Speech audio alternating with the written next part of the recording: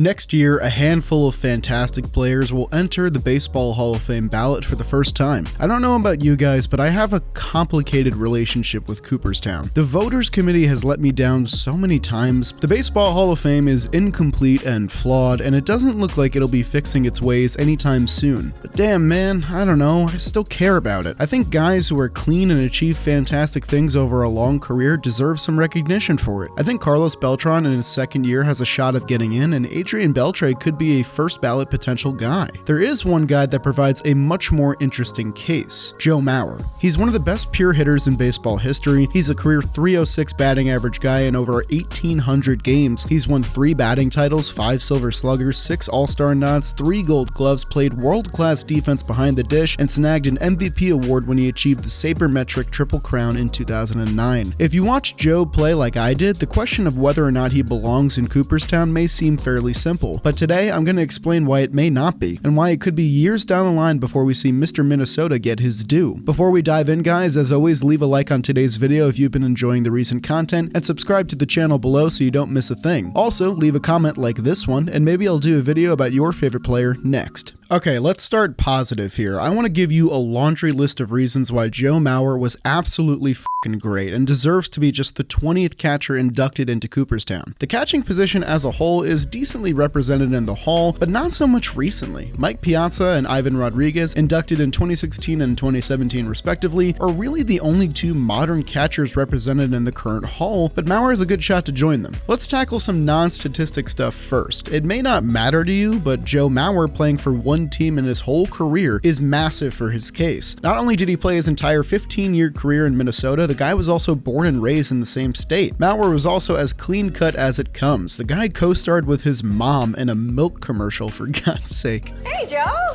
Hi, Mom.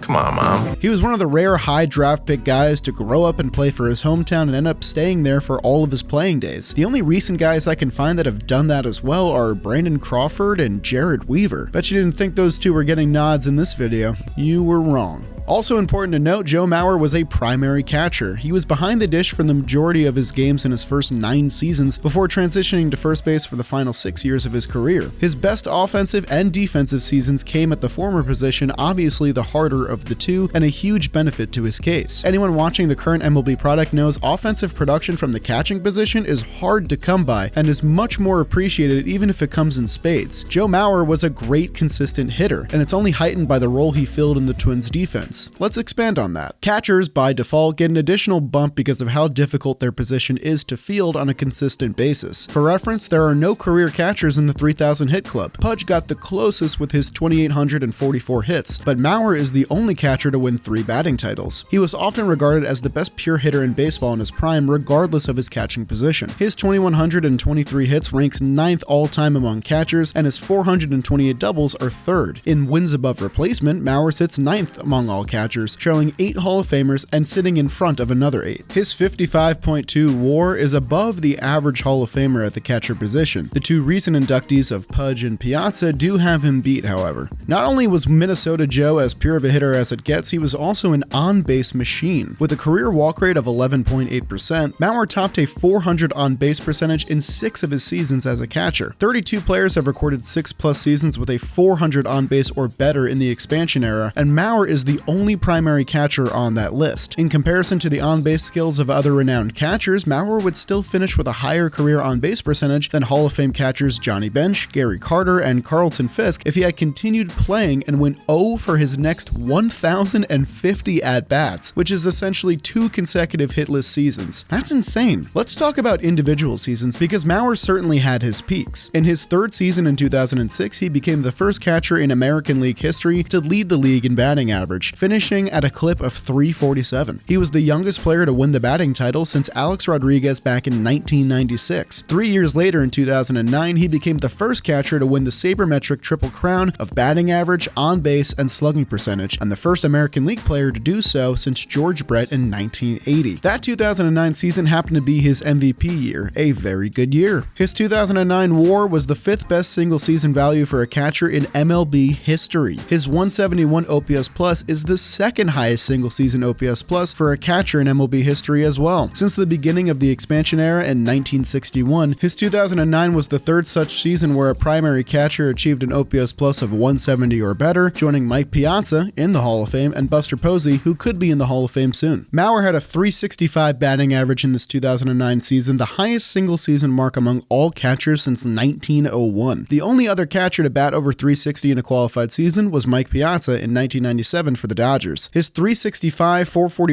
.587 slash line had only been matched by one other catcher in a single season in MLB history, Roy Campanella. His 7.8 WAR in 2009 was the fifth highest single season catcher total of all time, less than one win behind the leader. He was named the 2009 AL MVP by a near unanimous decision, receiving all but one first place vote. This would have made him one of just 20 unanimous MVPs in MLB history. Give me the MF's name that voted for Miguel Cabrera this year. I just want to talk. I just want to talk to him. While Mauer scales out really well in terms of his numbers versus all-time great catchers, he was also just one of the best MLB players during his peak, regardless of position. 2006 to 2013 is what I consider his peak, where he accrued all of his career awards, was still fielding at catcher, and maintained a cumulative OPS plus near 140. During this 8-year window, Mauer ranked among the top hitters in MLB for major rate stats among hitters with at least 1,000 games played. He was second in batting average, tied for first in on base, and top 10 for weighted runs created plus, walk rate, and WAR. His 44.7 BWAR through age 30 ranks 5th all-time among all players who caught at least 3/4 of their games through that age, topping Mike Piazza, Mickey Cochran, and Yogi Berra. A trio of batting titles, an on-base rate over 400 in an 8-year stretch, an onslaught of offensive records for a catcher, and this play where he just sticks out his glove to catch a ball that ricocheted off the guard wall behind him because he has eyes in the back of his head. Joe Mauer has a really sizable list of accolades that it almost seems incomprehensible that there could be a case against him making it into Cooperstown. But this is the Hall of Fame we're talking about. It's not going to be that easy. Let's talk about the case against. After concussions, Mauer retired following his age 35 season, which forced him to become a primary first baseman in the final 5 seasons of his career. His offensive production was well above average for primary catchers, but as a first baseman from 2014 onward, his production was only about league average, and that's a net negative considering that first basemen are usually great hitters. Also, Mauer only had 5 seasons where he produced negative defensive WAR, and 4 of those 5 came as a first baseman. What also may hinder his case is that the Minnesota Twins were never successful come October. Across his entire career spanning 15 seasons, Mauer was a part of just 4 division-winning teams, and those teams never won a postseason series. Mauer held just a .641 OPS in 10 playoff games with only 1 career postseason extra base hit and RBI. I understand fully that this is an indictment on the team as a whole, not just Mauer though. In reality, not having a World Series ring is one thing, not ever advancing to the championship series is a real cause for concern. If you couldn't guess already, the reason we talked a ton about pure hitting and rate stats when discussing Joe Mauer's peak is because the dude didn't hit many home runs. Granted, it's tough to hit a lot of bombs in Minnesota, especially target field, but Mauer had just 5 double-digit home run seasons in his career and just 1 season where he exceeded 13 home runs. That was the outlier mark of 28 bombs, which he achieved in his 2009 MVP season. Now, I'm not doing this to be mean, but it is worth mentioning. Joe Mauer hit 143 career home runs in 15 total seasons. Here are a list of guys who are not nearly as good as Joe Mauer that hit more home runs: Melky Cabrera, Miguel Olivo, Billy Butler, Matt Joyce, Brandon Inge, Carlos Quentin, Ryan Ludwig, Lucas Duda, Jeff Francoeur, and the list goes on and on. I'm not saying that home runs are the end-all be-all. Hell, plenty of all-time great power hitters are not in the Hall of Fame for reasons that are obvious at this point. But Joe Mauer getting to at least the 200 home run club would have made his case far more compelling in my opinion. Ivan Rodriguez got to 311 home runs during his long career, and Mike Piazza crushed 427 bombs. Joe Mauer's star prowess came from being a fantastic hitter to all fields, batting at a .327 clip during his 8-year peak. For his career, he managed a .306 average, which is very good, but it would place him 80th highest for Hall of Fame batting average out of 171 qualified hitters with over 1,000 games. This is not as high as you'd might expect. His great on-base percentage of .388 in his career is a similar story, placing him 57th in a tie with Tony Gwynn. Again, Mauer gets a nod for playing the toughest position on the field and playing it well, but he sometimes doesn't do well in direct comparisons even in his best stats. The last real obstacle in the way of Mauer is sheer volume. His 1,858 career games played would place him outside the top 100 120 position players in Cooperstown. 10 separate injury list stints caused him to lose 500 days of playing time throughout his entire career, and although concussions were the reason for his eventual transition to first base, only 2 of those trips were because of that exact problem. This just goes to show how taxing of a position catcher can really be, as Mauer only achieved 1 season in his career with over 147 games played, also known as roughly 90% of games in a season. The real disadvantage to those 500 days lost in early retirement is that Mauer never got the shot to pass 2,500 career hits or a career WAR of 60, which he definitely could have and definitely would have boosted his case. So what's the verdict here? At the end of the day, I believe Joe Mauer is fully worthy of a Cooperstown plaque, but that doesn't necessarily mean that I think he'll get it in the end. I think the committee has been so selective in recent years, but amongst the pack of quality ball players on the ballot, I think Mauer stands a pretty decent shot, though I can't say it for a certainty. In my opinion, I think his case is far more compelling than that of Yadier Molina and Buster Posey, but it may not seem that way to most people considering the team success that those two accomplished during their illustrious careers. On one hand, you have his MVP, his numerous awards, his batting titles, and his longevity with a single team. On the other hand, you have lesser volume compared to others, no real home run power, and an utter lack of team success across the board. The pendulum could really swing to either side in Mauer's case, but I'm hoping it turns a positive route. Mauer's an all-time good guy who remained loyal to his hometown and achieved so much at a difficult position. I think he would fit really nicely with the catchers already in the Hall of Fame. I think he belongs. It's hard to sum up a player's career in just a few words, especially one as accomplished as Mauer on both sides of the diamond. But in his case, all we really need is the signature call from the Minnesota booth whenever he showcased some of his freakish God-given talents. Well played, Mauer! Well played, Mauer. Well played, Mauer. Come on, Mom. Thank you guys for watching today's video, and now a word from today's sponsor, DraftKings. Guys, March Madness is right around the corner and college basketball is nearing the final stretch. I'm teaming up with DraftKings to give all new customers a winning offer. All you have to do is sign up for the DraftKings Sportsbook using promo code OLIVE, put at least $5 on a pregame moneyline for any basketball game, and you'll receive an additional $150 in bonus bets if your team wins. You can use that bonus bet money on same game parlays where you can combine multiple bets from one game, like which player will score first and which team will be winning at halftime for even bigger winnings. Download their free and easy to use app now. New customers use promo code OLIVE, bet $5 on a pregame moneyline bet for any basketball game, and get $150 in bonus bets if your bet wins. That's promo code OLIVE only at the DraftKings Sportsbook. Minimum age and eligibility restrictions apply. See show notes for details and any resources you might need for a gambling addiction. Thank you to DraftKings for sponsoring today's episode, and I'll see you guys next time.